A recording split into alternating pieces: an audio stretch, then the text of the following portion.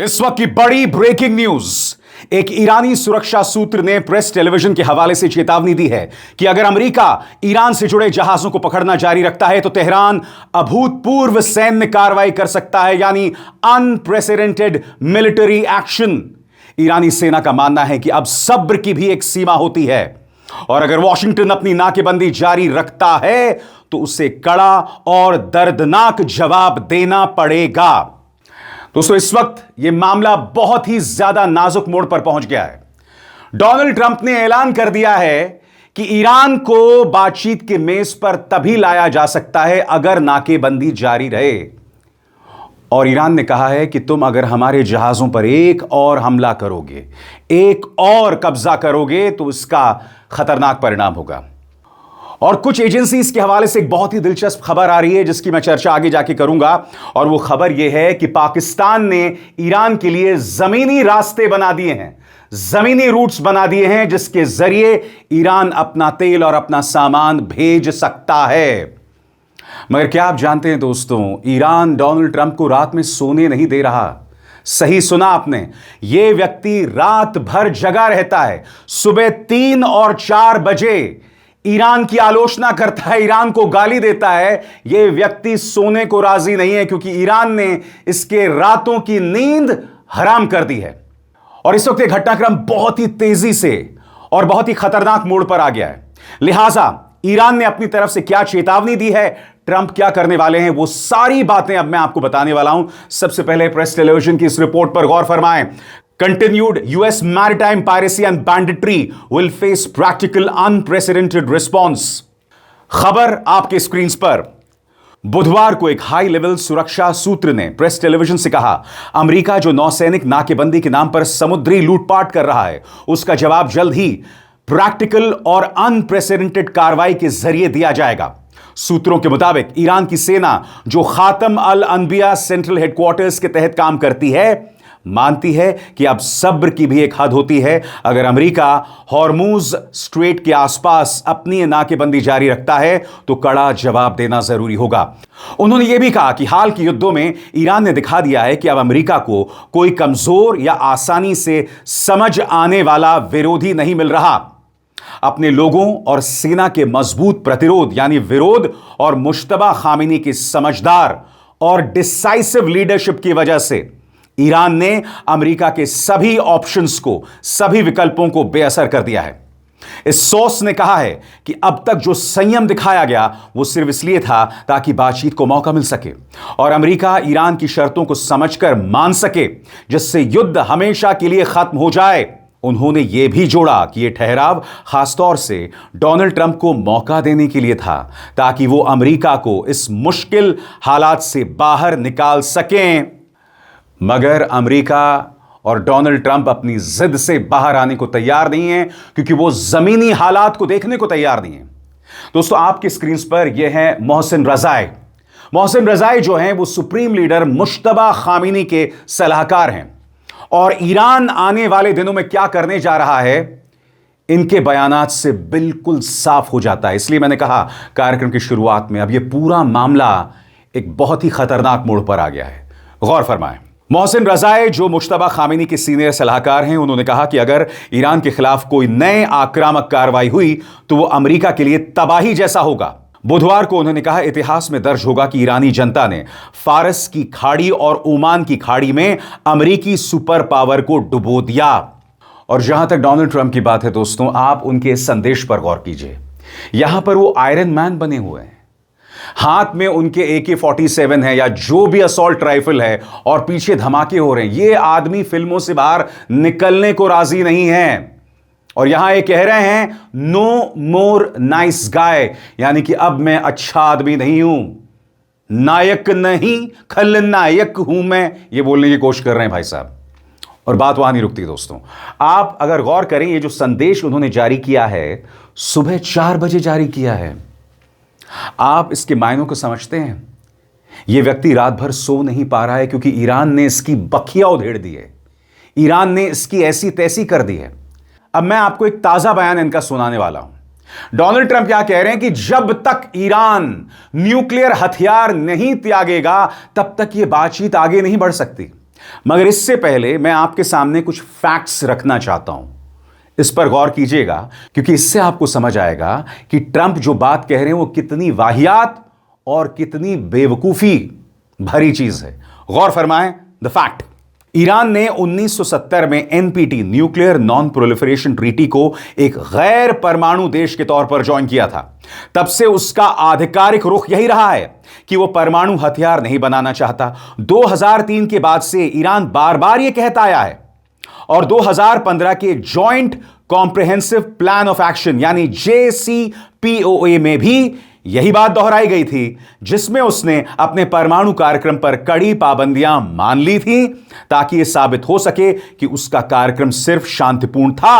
तो सवाल उठता है कि अगर अब डोनाल्ड ट्रंप बस वही आधिकारिक बात फिर से सुनना चाहते हैं जो ईरान पहले कई बार कह चुका है, तो फिर यह युद्ध आखिर किस लिए लड़ा गया? यह बात ईरान आज से नहीं 1970 से कह रहा है। इस आदमी का दिमाग हिला हुआ है भाई साहब। सुनिए डोनाल्ड ट्रंप ने क्या कहा ईरान के न्यूक्लियर प्रोग्राम के बारे में। We're having talks with them now, and we're not flying anymore with 18-hour flights every time we want to see a piece of paper. We're doing it telephonically, and it's very nice. I make a call, or I have my people make a call, and you know the answer. I always like face-to-face. I consider it better.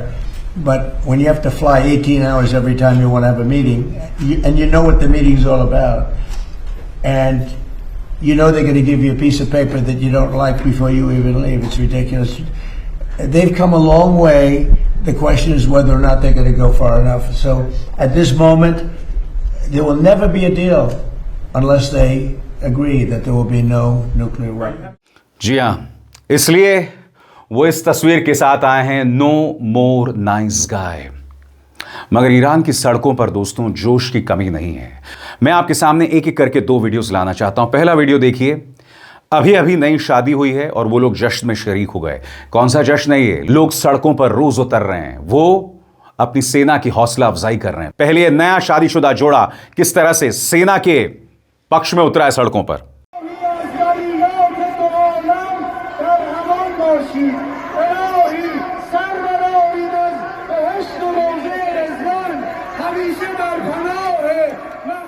और अब मैं आपको एक और video दिखाना चाहता हूं दोस्तों। इस वीडियो में आप देखिएगा किस तरह से ईरान के जो ट्रक्स हैं वो अपनी सेना के पक्ष में ये प्रदर्शन कर रहे हैं। उन्होंने बाकायदा एक रैली निकाली है। अपने पूरे स्क्रीन पर देखिए दोस्तों किस तरह से एक रैली निकाली गई है ईरान के ट्रकर्स द्वारा अपने देश की सेना के पक्ष में। आप मुझे बताइए, आप इस देश को कैसे हरा सकते हैं? जब तक आप एक देश की जनता के हौसले को नहीं तोड़ते, वो देश नहीं झुकने वाला है। ऐसे में डोनाल्ड ट्रंप की इस धमकी और उनकी वाहियात कूटनीति के कोई मायने नहीं है। अल जजीरा की खबर देखिए, Trump says Iran better get smart soon. फिर देखिए, Trump warns Iran to get smart soon. और यही नहीं, इस खबर पर गौर कीजिए। ट्रंप ने यहां इसराइल से कहा है कि भाई आप लेबनान पर बड़े हमले ना करें, आप लेबनान पर सर्जिकल स्ट्राइक करें। इन दोनों का मानसिक संतुलन बिगड़ गया है। अभी हाल ही में लेबनान में युद्ध विराम हुआ था, दूसरी बार युद्ध विराम हुआ था, और यह युद्ध विराम किसी और ने नहीं, अमेरिका ने कराया था, जेडी वैंस ने करवाया था। और अब डोनाल्ड ट्रंप ये कह रहे हैं कि आप लेबनान में पूरा युद्ध ना शुरू करें, सर्जिकल स्ट्राइक करें। दोस्तों, जब तक ये दोनों लोग अपने अपने देशों में प्रधानमंत्री और राष्ट्रपति बने हुए ना, ये दुनिया का बहुत बड़ा दुर्भाग्य है। इस्राइल और अमेरिका का उससे भी बड़ा दुर्भाग्य है, क्योंकि ये लोग अहंकार में डूबे हुए हैं, इनसिक्योरिटी से ग्रसित हैं, और जाहिर सी बात है इन पर विश्वास नहीं किया जा सकता। इनका अगला कदम क्या होगा, ये टोटली अनप्रिडिक्टेबल हैं, और यही इस पूरे मामले की एक बहुत बड़ी त्रासदी है। और इस खबर पर गौर कीजिए CNN की। Trump sees blockade extension as best option for forcing Iran back to the negotiating table. यह व्यक्ति कह रहा है कि भाई ईरान को हम बातचीत की मेज पर तभी ला सकते हैं जब हम नाकेबंदी को जारी रखें। और ईरान ने शुरुआत में क्या कहा कि अगर तुमने दोबारा हमारे शिप्स पर कब्जा किया तो तुम्हें तबाही का सामना करना पड़ेगा। सुनिए डोनाल्ड ट्रंप के दिमाग में क्या चल रहा है, गौर फरमाएं। उस अंधकार दिमाग में क्या चल रहा है? रिपोर्ट के मुताबिक डोनाल्ड ट्रंप ने पिछले कुछ दिनों में अपने टॉप सलाहकारों से कहा है कि अमेरिका को ईरान के बंदरगाहों पर नौसैनिक नाकेबंदी जारी रखनी चाहिए। उनकी टीम इसको आगे बढ़ाने की तैयारी भी कर रही है, जिसमें हॉर्मूज स्ट्रेट को लंबे समय तक बंद रखने की योजना भी शामिल है। अभी के लिए ट्रंप ऐसी रणनीति पर टिके हुए हैं जिसका मकसद ईरान पर ज्यादा से ज्यादा आर्थिक दबाव डालना है, ताकि तेहरान को बिना दोबारा सैन्य हमले किए बातचीत के मेज पर वापस लाया जा सके। लेकिन यह रणनीति जोखिम भरी भी है, क्योंकि यह युद्ध अब 9वें हफ्ते में पहुंच चुका है, जबकि ट्रंप ने पहले कहा था कि यह 6 हफ्तों से ज्यादा नहीं चलेगा। और इसका नुकसान दुनिया भर को हो रहा है। भारत के अंदर आप जानते हैं, हमारे जो एयरलाइंस हैं, हमारे जो अलग अलग एयरलाइंस हैं, इंडिगो हो गए, स्पाइस जेट हो गए, सबने सरकार से कहा है कि अब कुछ दिनों बाद विमान उड़ान नहीं भर पाएंगे। भारत के सामने एक बहुत बड़ी चुनौती है, दुनिया के सामने बहुत बड़ी चुनौती। और ऐसा नहीं कि ट्रंप को नुकसान नहीं हो रहा है। गौर फरमाएं कि इस पूरे मुद्दे को लेकर ट्रंप को खुद यानी अमेरिका को कितना नुकसान हो रहा है। हॉर्मूज स्ट्रेट के बंद होने से गैस ईंधन की कीमत बढ़ गई है, जिससे अमेरिका में लोग इस लंबे चल रहे युद्ध से थकने लगे हैं। इसका असर ट्रंप की पॉपुलैरिटी पर भी पड़ा है। खासकर इकोनॉमी संभालने को लेकर उनकी अप्रूवल रेटिंग अब और गिर गई है। साथ ही इस युद्ध का खर्च भी लगातार बढ़ रहा है। एक सीनियर पेंटागन अधिकारी ने सांसदों को बताया कि अब तक अमेरिका इस ईरान युद्ध पर करीब 25 अरब डॉलर खर्च कर चुका है। इन सब वजहों से रिपब्लिकन पार्टी के अंदर भी नवंबर के चुनावों को लेकर चिंता बढ़ गई है। स्वतंत्र और आजाद पत्रकारिता का समर्थन कीजिए, सच में मेरा साथी बनिए। बहुत आसान है दोस्तों, इस ज्वाइन बटन को दबाइए और आपके सामने आएंगे ये 3 विकल्प, इनमें से एक चुनिए और सच के इस सफर में मेरा साथी बनिए। और भारत भी अपनी तरफ से पुरजोर कोशिश कर रहा है। जैसे कि आप देख सकते हैं, कल हमारे जो विदेश मंत्री एस जयशंकर, उनकी अब्बास अरागची से बात हुई। स्वाभाविक सी बात है, भारत अपने तमाम विकल्पों को और उस पर गौर कर रहा है, क्योंकि याद कीजिएगा, ऐतिहासिक तौर पर हमारे ईरान से इतने बेहतरीन रिश्ते थे। यही वजह था कि स्ट्रेट ऑफ हॉर्मूज से भारतीय जहाजों को गुजरने की इजाजत दी जा रही है। इसलिए नहीं कि हमारी जो ये मौजूदा सरकार है, भाजपा सरकार, इन्होंने ईरान के साथ कोई बहुत अच्छे रिश्ते कायम किए।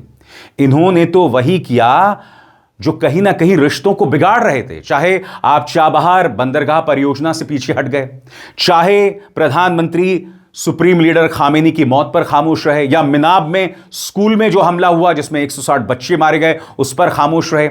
अमेरिका ने टॉर्पीडो के जरिए जिस तरह से एक ईरानी नौसेना जहाज पर हमला किया, आप उस पर खामोश रहे।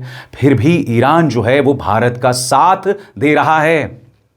और याद कीजिएगा, जब डोनाल्ड ट्रंप ने अपने ट्रूथ सोशल मीडिया अकाउंट पर एक पोस्ट डाला था जिसमें भारत को हेल होल बताया गया था, यानी नर्क, तब ईरान ने ट्रंप को कहा था कि कभी भारत आओ, बनारस आओ, यहां आकर अपने दिमाग का जहर जो है वो बाहर निकल जाएगा। भारत इतना खूबसूरत देश है। जी हां, डोनाल्ड ट्रंप भारत को हेल होल कह रहे थे, और हमारे विदेश मंत्रालय ने क्या कहा था कि इस पर ज्यादा तवज्जो देने की जरूरत नहीं है। उल्टा ईरान खुलकर भारत के पक्ष में आया था कि डोनाल्ड ट्रंप भारत आए अपने दिमाग का कचरा बाहर निकालने के लिए।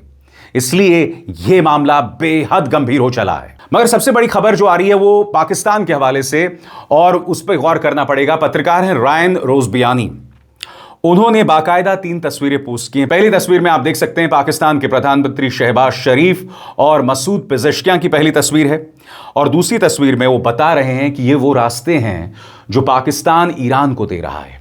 यानी कि स्ट्रेट ऑफ हॉर्मूज में जो अमेरिका ने नाकेबंदी कर दी है, जिसके चलते उसके जहाज नहीं जा पा रहे हैं, और चूंकि पाकिस्तान और ईरान जो हैं वो बॉर्डर शेयर करते हैं, लिहाजा अब जैसा कि आप इन रास्तों में देख सकते हैं, ईरान को जमीन के जरिए पाकिस्तान रास्ता दे रहा है ताकि ईरान का जो तमाम तेल है वो इन रास्तों के जरिए अपने डेस्टिनेशंस पर जा सके, भारत आ सके, चाइना जा सके, या उन तमाम देशों को जा सके जिसकी सीमा पाकिस्तान से जुड़ी हुई है।